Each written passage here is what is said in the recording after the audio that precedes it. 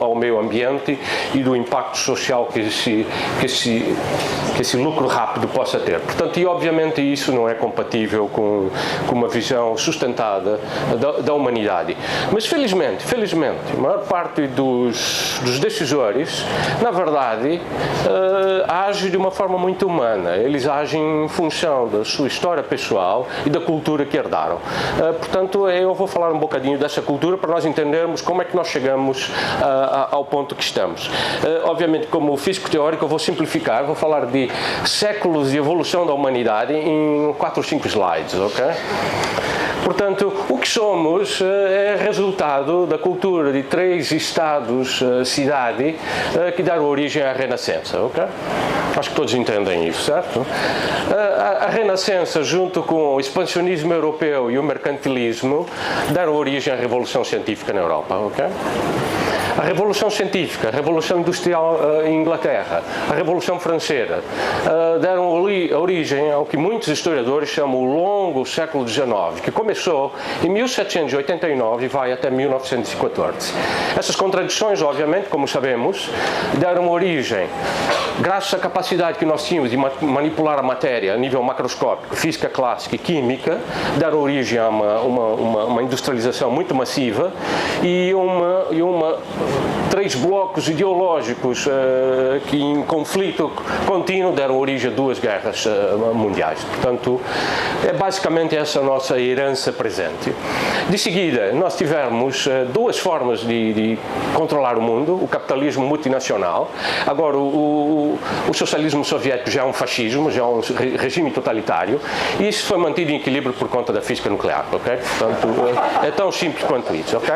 E é esse o mundo que nós herdamos, o mundo global, onde as coisas já estão todas interligadas entre si, e nós temos a situação de a grande aceleração, temos o antropoceno, temos uma economia global, agora com a China como um parceiro fundamental, e temos o mundo controlado pela física quântica e pela ciência dos computadores.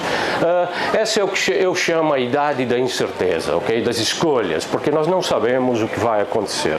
Portanto, esse é o mundo em que vivemos, e na minha opinião nós vamos caminhar para a seguinte situação: nós vamos ter uma economia baseada em robótica, isso significa desemprego em massa, nós vamos ter novas tecnologias disruptivas, computadores quânticos, inteligência artificial, edição genômica, e vamos ter destruição de ecossistemas. Portanto, isso vai dar origem a uma idade da incerteza, e vamos ter desastres ecológicos em grande escala, desemprego e pobreza. Portanto, esse é o mundo. Se nós não fizermos nada, na minha opinião, é o que vai acontecer. Obviamente, isso vale o que vale, são tendências, mas eu penso que é aqui que devemos parar para refletir se queremos esse futuro, ok? Portanto, muito bem, essa é a minha... Existem 2 ideias muito generosas no século XIX, das quais que dizem muito, pelo menos a nível pessoal, tem a ver com a ciência. A ciência, a primeira ideia é que todos devem ser beneficiários do conhecimento científico.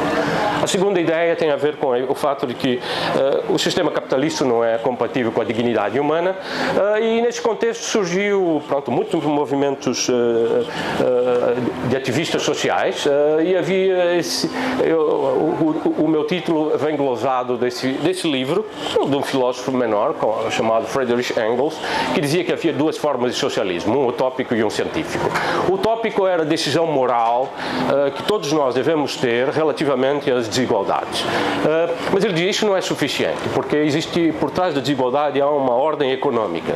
E só entendendo essa ordem econômica, transformando essa ordem econômica, segundo um contexto que eu pessoalmente não compartilho, só através do entendimento das leis da economia nós podemos mudar o mundo. Portanto, essa é a mensagem, e essa é a mensagem que eu gostava de recuperar, certo? Existe, sem dúvida, uma utopia que começou com Thomas More, e talvez antes dele outros pensadores, mas é uma utopia utópica, okay? Porque ela não vai na origem do problema, e a origem do problema é a economia. Portanto, enquanto não mudarmos as regras do sistema econômico, e aqui aqui a ideia de uma casa comum da humanidade é muitíssimo importante. Não vamos alterar, não vamos jamais chegar à utopia. Portanto, como é que isso pode ser feito? A questão fundamental é a internalização, ou seja, de processos que são destrutivos e disruptivos. Internalizar, os economistas entendem internalizar por trazer para dentro da economia. Quando o Paulo diz uma floresta produz bens intangíveis, para os físicos não são intangíveis, são moléculas, são trocas físicas, são muito tangíveis, mas do ponto de vista da economia, do ponto de vista do direito, isso são coisas que não existem, certo? Que do ponto de vista o que existe do ponto de vista do direito são essas árvores, se eu cortá-las eu vendo a maneira, e este terreno. Portanto, isso obviamente não é compatível com o sistema terrestre. Portanto, internalizar essa destruição e essas tecnologias disruptivas é a única maneira de evitá-las ou evitar com que elas produzam muito dano. Na verdade, muitos economistas já falaram nisso, certo? Que o problema da economia foi ter se distanciado da ética e colocado toda a ênfase no lucro pessoal em detrimento do interesse comum. Economistas como a Amartya Sen discutiram isso com muita competência, e portanto eu acho que essa é uma questão fundamental. Tem também a ver com algo que ouvimos hoje essa manhã. As raízes dessa ideia são os utilitaristas ingleses. Muito bem, como é que lá chegaremos? Bom, há várias maneiras de fazê-lo. Taxar as tecnologias disruptivas é uma forma delas. Intensificar os princípios de economia circular é uma delas. Utilizar indicadores para sabermos onde estamos e como podemos reparar o dano e como podemos contabilizar o dano também é claramente uma forma de o fazê-lo, e é nesse contexto que surge a ideia da Casa Comum da Humanidade e, em particular, o SOS, o Safe Operation System. Muito bem. Essa é a minha introdução, vamos dizer, histórico-sociológica. Agora vou passar a discutir a ciência, ok? A ciência que está por trás do sistema terrestre tem origem nesse livro muito conhecido. Na verdade, a intuição desse senhor chamado James Lovelock. Ele era um senhor inglês, trabalhava no Jet Propulsion Lab, e nos anos 60 para ele era claro que era impossível dividir a Terra em subsistemas, era absolutamente necessário integrá-los.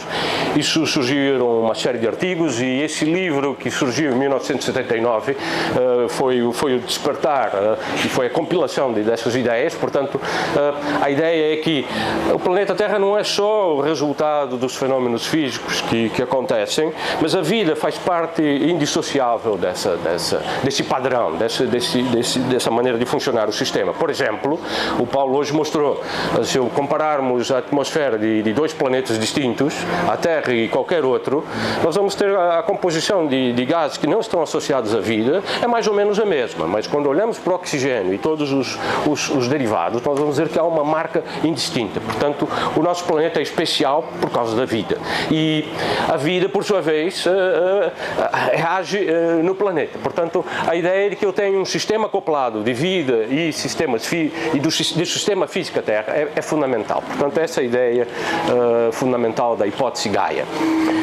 Subsequentemente, um grupo de investigadores produziu um relatório para a NASA, já nos anos 80, final dos anos 80, início dos anos 90, era inescapável a ideia de que estamos a falar de um sistema terrestre, e é nesse contexto que surge esse diagrama, o Bridgerton Diagram.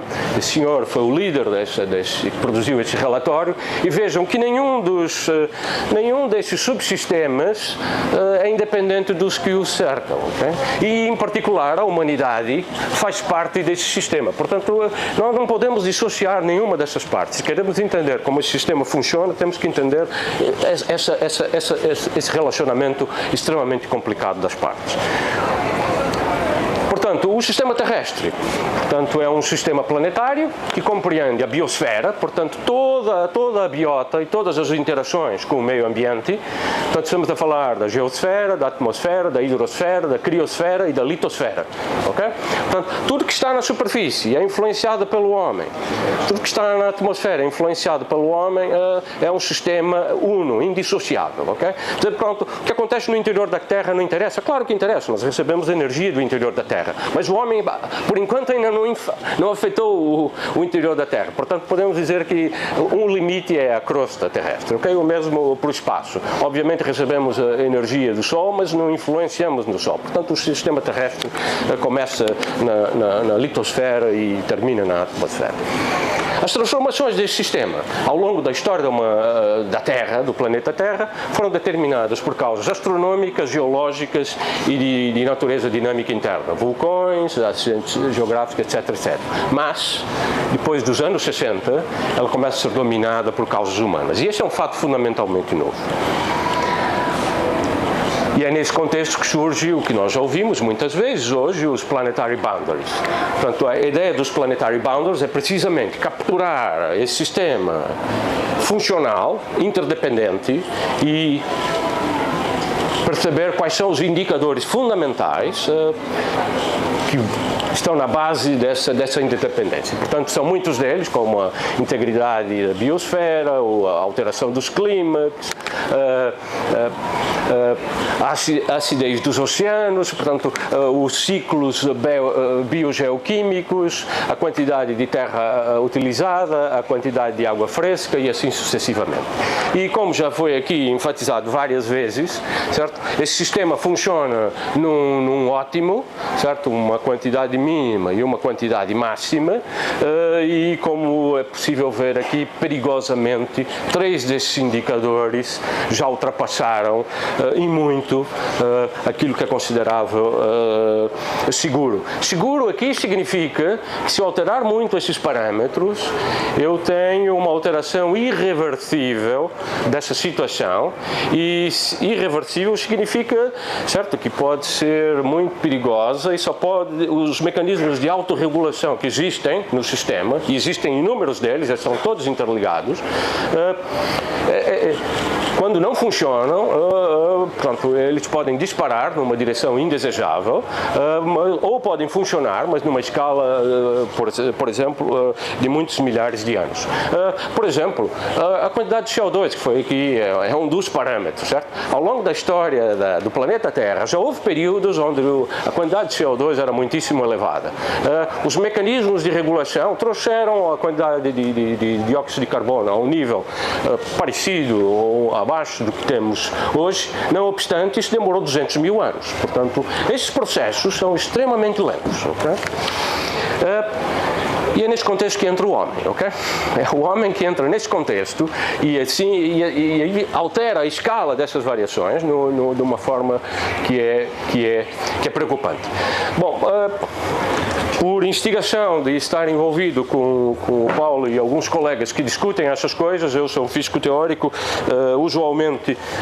trabalho usualmente em gravidade e cosmologia, resolvi debruçar-me sobre o problema, e a ideia é produzir um modelo físico que não seja um programa de computador onde eu calculo cada uma das contribuições e tento encontrar algo que pareça com a realidade. Fazer um modelo físico que tivesse uma base física e que pudesse dar-nos uma forma de obter previsões. A nossa ideia aqui é a seguinte: cada um dos estados desse sistema são equivalentes a estados, por exemplo, da matéria, certo? Eu tenho um bloco de gelo, se eu dou calor, aquilo se transforma em água, se eu continuo dando calor, aquilo se transforma em vapor d'água.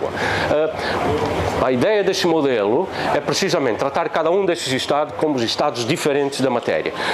Por que fazemos isso? Porque na física existem modelos muito poderosos para tratar dessa situação, ok? Portanto, a ideia é precisamente essa. Eu não vou entrar nos detalhes matemáticos, há toda uma teoria, chama teoria das transições de fase.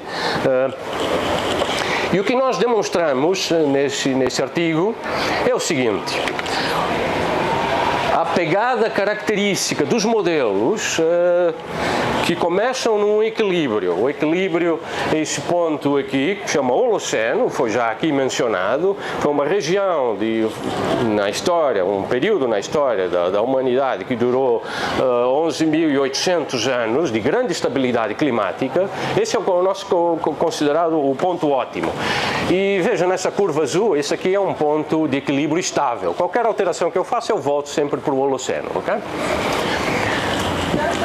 O sistema pode ser, como eu disse, alterado por causas naturais, como, por exemplo, a alteração das condições astronômicas, geológicas, etc. E o que nós demonstramos é que essas alterações têm pegadas muito claras, elas dão origem a essa curva amarela. Okay?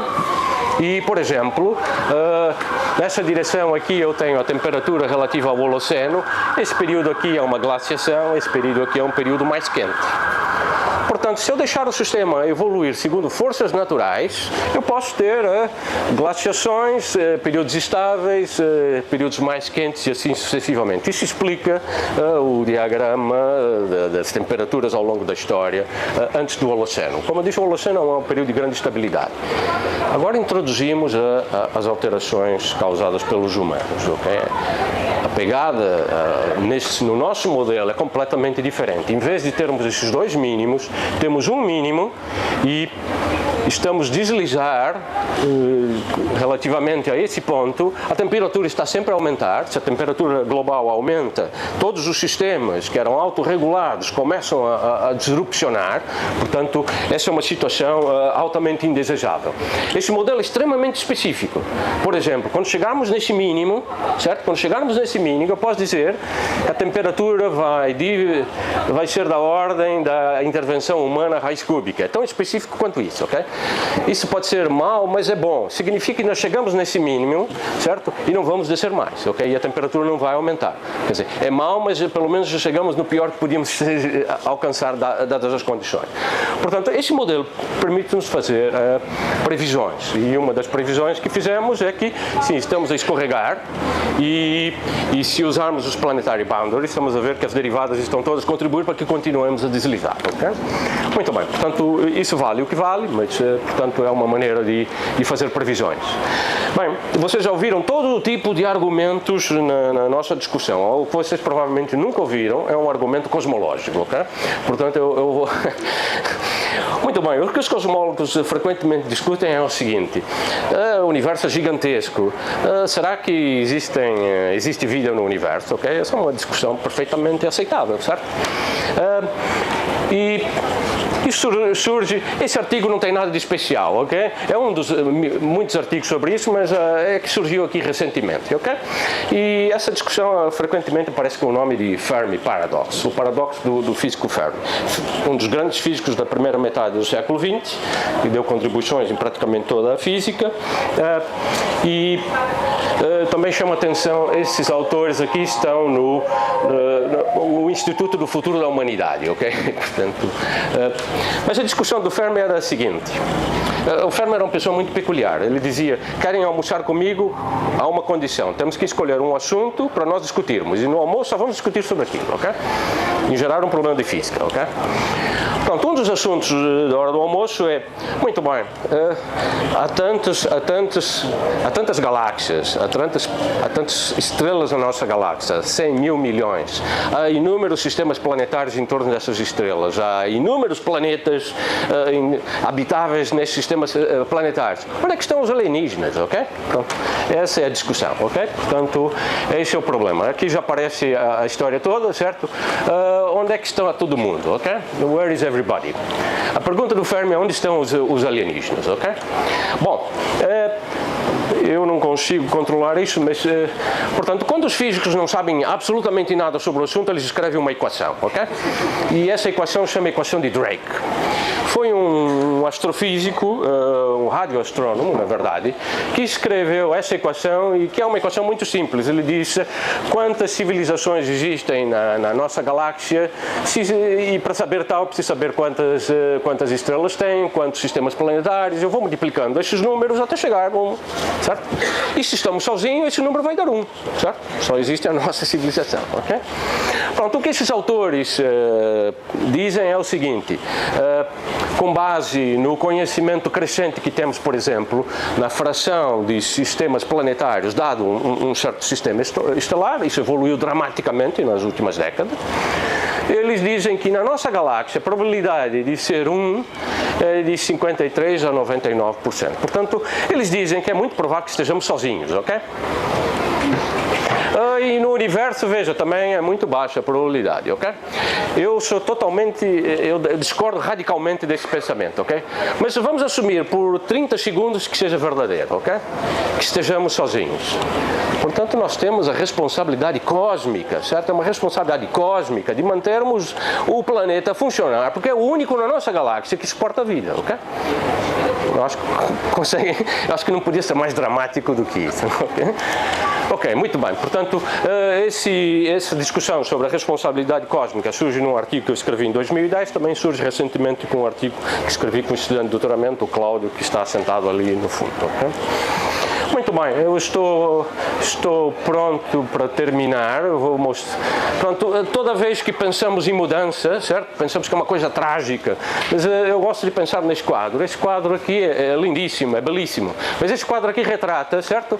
Um navio a vapor levando um navio de guerra, certo? A tecnologia antiga para desmantelar o Fighting Temeraire, um poderosíssimo navio a velas, é movido a vento, certo? Da Marinha Britânica para ser desmantelado. Portanto, a mudança também tem coisas positivas, certo? E tem várias razões porque eu sou otimista, ok? Agora vou dar muitos slides. Tivemos o século XX, mas depois tivemos as Nações Unidas, ok? Tivemos décadas a pensar que íamos ter mais população do que alimentos. Veja, é exatamente o contrário. Produzimos mais alimentos do que o crescimento da população. Claro, essa distribuição é terrível, não é? Mas isso tem a ver com política e é aqui que devemos atuar, não é?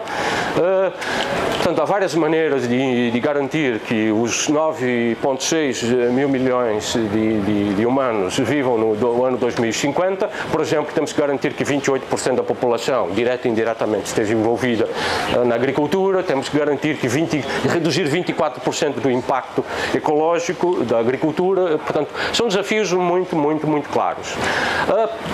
Em qualquer direção que olhamos, ok? Há descobertas absolutamente incríveis, ok?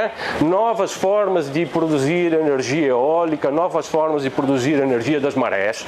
Essa ideia fantástica de criar ilhas de cortiça, certo? Com vegetação, de tal modo a limpar a poluição de locais, objetos portáteis que produzem energia. Portanto, não faltam ideias, certo? Mais e mais vamos ver esses sinais aqui, ecossistemas sendo restaurados, vamos ver oásis florescer no deserto, vamos ver o número de empregos em energias alternativas aumentar, já chegou a 9,8 milhões de empregos em 2016, já investimos quase que o dobro em 2020 em energias renováveis. Esse aqui é o futuro, já não vamos ter mais, eu penso, na próxima década, gasolineiras, teremos pontos deste tipo, e esse protótipo aqui é produzido pela IFASEC, alguns quilómetros daqui, portanto, novamente. Temos no meu próprio departamento, certo, um conjunto de jovens, e essa é a componente humana muito importante, certo, não são pessoas como eu que estão a fazer isso, são jovens, okay? Jovens investigadores e estudantes que criaram uma pequena empresa para utilizar a energia que todos os dias nós desperdiçamos em dispositivos que podemos instalar no sapato, na nossa vestimenta. Esse dispositivo aqui, ele acende um LED e dá uma indicação, pode ser um detetor, simplesmente um toque, certo? A diferença das cargas elétricas que estão sendo conduzidas do chão para o meu instrumento, ok? Portanto, há inúmeros exemplos disso, ok? Portanto, quanto ao condomínio comum da humanidade, eu diria duas coisas. Por que não? Certo? Segundo, não há plano B. Não há plano B, ok? Se errarmos, a humanidade vai perecer. O planeta vai continuar, mas a humanidade vai perecer. Portanto, e tanto quanto sei, a única maneira de garantir que os planetary boundaries, através de cotas essas que podem ser metrizadas, pode funcionar, segundo o meu conhecimento, através da ideia do Paulo, de ter um condomínio global, ok? Portanto, o meu último slide é sobre aquilo que eu gostaria de que acontecesse. Nesse sistema aqui eu vou mostrar tudo, eu gosto do método striptease, não é? Eu vou mostrando um a um, mas aqui aparece tudo, ok? Portanto, está aqui, olha.